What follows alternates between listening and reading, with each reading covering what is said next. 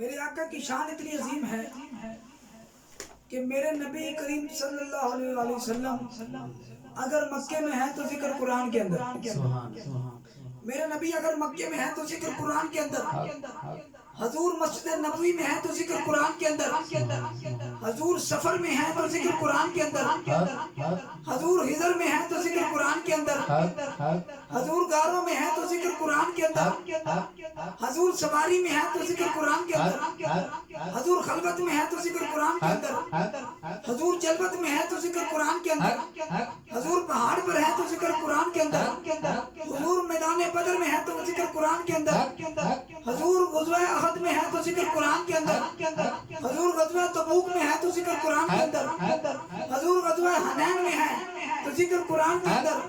حضور نمازوں میں ہے تو ذکر قرآن کے اندر، حضور یاروں میں ہے تو ذکر قرآن کے اندر، حضور صحابہ میں ہے تو ذکر قرآن کے اندر، حضور عرش میں ہے تو ذکر قرآن کے اندر،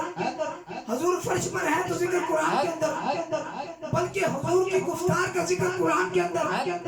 حضرات محترم توجہ، حضور کی گفتار کا ذکر قرآن کے اندر، حضور کے کردار کا ذکر قرآن کے اندر، حضور کی سیرت کا ذکر قرآن کے اندر، حضور کی صورت کا ذکر قرآن کے اندر، حضور کے اسماء حسنہ کا ذکر قرآن کے اندر، حضور کے بچپن کا ذکر قرآن کے اندر۔ سبحان اللہ کی صداؤں کو ذرا بلند کیجئے، بروز حشر حضور کی شفاعت کا ذکر قرآن کے اندر۔ سچ سچ سچ سچ سچ